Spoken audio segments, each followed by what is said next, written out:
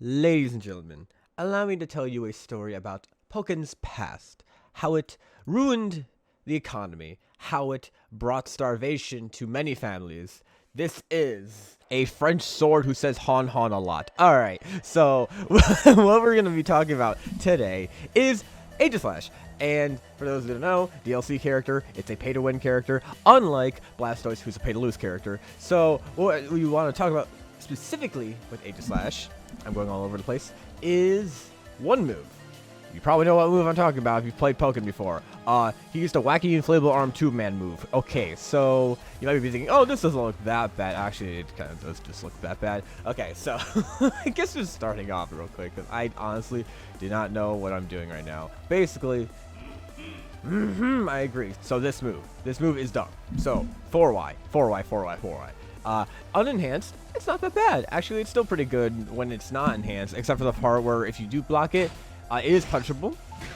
You can just go into this, but there's like no reason to do it because then you get crit grabbed. I don't know why that's a function. It's like for most of his other moves too, like 5x. What makes 4Y really good is when you're enhanced.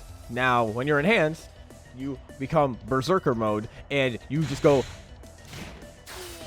And 4Y is a frame 11 move with, as you can see, this much range. You think it's going to hit where it is, it's going to hit there and more. So what makes this especially annoying is if you try to jump back at all. If you try jumping at all when you're playing against someone, like if you're Blaziken, for example, if you're trying to just jump in the air because you like being in the air a lot, if you're directly above, he can just hit you with AY. But like if you're just kind of like at that range where you're not going to get hit by AY, then he could just go like boom or whatever. And here, let me do this for simplicity's sake of being buffed.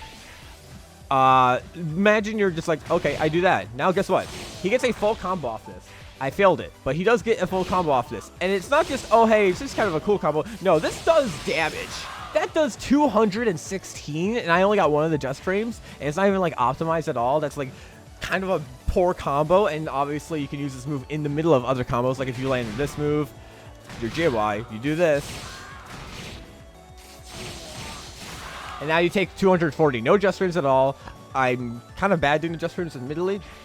Only when it's really this version. But the point is, it can lead to a lot of damage because it has no scaling. Or, well, it does have scaling. Very little scaling, though. And like I mentioned, frame 11, so it's the fastest in the game. What else it has is that it, a grab crush move because it's frame 11. So if your opponent is just trying to grab you at all on wake up, there's kind of like little point to doing your other options of like doing like 2Y. Because you usually get something like this. It all could be useful because you want to like get your shield form going back in and out of your shield form, because after 8 he does get like a second buff. He gets a speed buff after he does that 8 times. For this it's just like so much damage that doesn't really matter much. I'm actually not sure what you do here. Okay, so he just did 291 damage off a Throw Crush. I would just like to point that out. I didn't know the exact amount, honestly, but that is absurd amounts of damage. And one of the reasons why, when a little history here, when Aegislash first came out, Aegislash, as I mentioned at the very beginning of the video, brought Famine to the entire Pokken community, because what this guy did was not only was there just like no matchup knowledge, but the single move was so hard to deal with because you couldn't jump against Aegislash because it led to a full combo that did like 240 damage, and Aegislash could get into his mode really quickly. In fact, if you land the move like that when you're not in shield mode, like just from an air hit, that leaves you an opportunity to go into shield mode in that case. And it's a big move that's frame 11 for what it is. And after a while, the community kind of figured it out a bit. Like it's still really stupid. It's still ridiculously strong, but it's still kind of absurd at that point in the Pokken history books when we found out we had DLC, because we were super excited, and then Aegislash came out and realized, oh, this is kind of stupid actually. But it bothered me in particular a lot. It cost me many a grand final, a whole 2, I think. But so it kind of just, I like jumping a lot with stuff now. It just ruined a lot of the metagame. But I'm over exaggerating because this move was still ridiculously good even till this day. But it's not as bad as you might think. It's still really good. It's one of its good moves. There's some other stupid moves that people have learned with Aegislash, like 5x is really stupid. 4Y though is still incredibly strong. Now I want to talk about another thing that has to do with 4Y. So it's related to one of Aegislash's stances. So I'm gonna have Blaziken do a low, and 4Y is -4 after block. Now I feel like it should be -8, well, probably, and also this gives me a good time to show that another Aegislash mechanic for some reason is that he does chip on his normals when enhanced. So this is literally doing 18 damage per chip for a -4 move. That's not bad at all, kinda, for something that's kind of safe. So something about, funny enough, this move, draw me like one of your French swords, he's immune to lows during it. So when you add in the fact that a lot of characters' main frame 11 moves for when they want to attack fast, especially when in a -4 situation, so it's kind of harder to do your slower moves, are lows from your like 2Ys, so like Blaziken's. After you do 4Y, a lot of the time Aegislash players would like to just do this. You're minus in that situation, but because you're low, you can just do this, and you keep doing it over and over again. Now, certain characters do have, there's definitely options around it. So, for example, Blaziken's has low stance is a counter armor for lows. So, if he predicts it, he could just do low stance and then counter through and then punish. But it's a mix-up, because you could also just do another 4Y. Like, if you try jumping away to try to get out of the way the 2Y or whatever and try to punish, and they just 4Y again, guess what? Full combo confirmed. And then also, if you were like, okay, maybe I'll counter instead of the jump back, because it's just like, oh, okay, it beats out both the 2Y and the 4Y. Well, here's where the other option comes in of like the three main options I see a lot is just your grab, because, you know, if you get crit grab, that's kind of going to be a bad time for you, because as you can see by this graph, look how much damage this would do if you were to get grabbed. Aegislash is a 120 base grab character without the attack buff. With the attack buff, it's still a ridiculous amount of damage. So if you were just going to block to be safe, you're still taking 144 damage, and he's right in your face right here. Don't Tatsu me. And it's really, really weird. Honestly, a bit toxic. A little, just a tiny bit. There's counterplay to it. It's kind of a guess, but it's also kind of in his favor a lot of the time, just because he has so much control with his low stance being able to go over. Like, he could do low, like, just do this over and over again against certain characters, and they won't have like a super tough time, but it's just kind of annoying because they have like a lot of slower moves. Like, I can see Blastoise having a hard time too. In particular, bringing up the pay-to-lose character. I love Blastoise, it's very fun, but pay-to-lose character, I'm just making fun of him. He has a very slow, his low stance is immune to highs, not lows like Blastoise. Oh yeah, he kind of is screwed a bit, because he can't even do like counters, because, yeah, another reason, if they do 2Y route and you do counter, or they counter, both for certain characters like Blaziken who have counterattacks which are high, so that's just another bad option. But I'm just going to do this for like an example. As you can see, like, if you were to do that, and hit them, you would have, okay, you wouldn't have enough time, but if they kept charging, which, let me, I guess I'll show real quick. If they kept charging, you would be able to be like, okay, I can then react with my own grab, or some sort of jump and then landing attack. So that's what makes it very, very difficult, and what makes this mix up really strong. Yes, that's how I put it. Okay, you can't really do that. Okay, maybe for slower counterattacks, but definitely, probably something like Charizard, I would assume, or Chandelures. It's very, very annoying, and along with Aegislash's entire moveset is still also really good. Ironhead's a really great move. It's just that I want to talk about 4Y in particular, because it was literally the move people kept complaining about the most when Aegislash first came out. Ironhead was also a big one, but like, I feel like 4Y is more notable just because it's like, Ironhead has a lot more going on with it. So it's just like seeing a move like this that just kind of like, you would think it's super simple. It's super simple. It is super simple, but that also makes it super good, and it's just kind of an all-around great move. It's so weird that I'm going to, here, wait, I'm going to try a few times to show it here real quick. There's something weird you can do with this move. You could do that. Yeah, when you're Aegislash, apparently the one character in the game who, if you have a move where they fall out of the first hit and not into the second hit, they don't just air tech right away. You can just combo off of it, and that's just more damage depending on the combo. Like, they get at a lower height, so it's kind of more awkward to do, but it's still just like, it's no PSP because the PSP is only on the second hit. It's 3 PSP, by the way, which is very low for what it is. I feel like maybe it should be 4 or something. But it's just still funny that is just a thing that can happen. Like, it's just, I keep saying like a lot, but it's It's just so funny that Aegislash, of all the moves on this, of all the characters, this is the one where that's just a thing on. I guess it's a little more trivia. This move used to be different before Aegislash got patched. I don't know if it's considered a buff or a nerf, honestly. It's kind of like a different change. But this move used to put him into the air.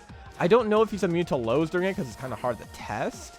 But he was put in the air, and that would probably make him immune to lows back then at the very least. So that means he could activate Rotom. I guess it's a nerf because it's just a tiny bit, because it's like you couldn't really anti-air to begin with because of what it is. But it also means you can't just activate Rotom easily and be like, hi, now I could just like, he couldn't block after it, but it's just like, I can't just take the hit for what it's worth. And also, he would just be able to like give himself a buff. So it's not like he would still probably have the debuff unless he got something such as the field grab, which does give him a buff. So he could do something like that and immediately just have like 2 buffs. Of course, that would mean he would have to use this move in Duel Phase and then go back to Field Phase to get the field grab to then get the buff, which is kind of weird, but it's still a thing. And it was just another weird thing he could do. There's probably a few more like other circumstances you could have used 4Y with. That was an aerial option, but that was the one change I think they made.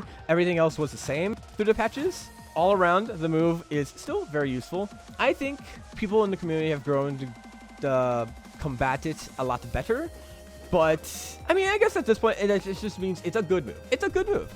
And I think that's fine. I think it's fine the way it is, but I would want some minor adjustments. Like I mentioned, I would rather this be like 4 PSP maybe. You would probably have to like adjust the routes a bit for its combos. But I think that's a fair thing. And I honestly, all around Aegislash thing, I don't like that it deals chip damage. But the main other thing about Aegislash is that he gives himself an attack buff, which means he's doing a lot of damage. I feel like Aegislash should have some other mechanic that would not be an attack buff, but kind of be like something like Scizor or Gardevoir, where they have like buffs they can stack into themselves, except for it's like more of a passive thing that rises up over time. I don't want to talk too much about it, but that's just an idea because it does relate a lot to this move and how it functions. I think I forgot to mention, but you probably saw a few times on crit, it just launches them off the ground. I think it's a funny move. It's a funny move.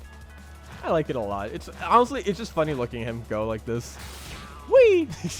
And then there's the one thing we haven't considered yet. You know, all I've said so far has been when he's not in burst mode. Well, what if I told you burst mode is the thing on this character, obviously. So, did you know, for those who don't know about Aegislash's entire mechanic, in burst mode, he's always enhanced. You know what that means? You know what that means.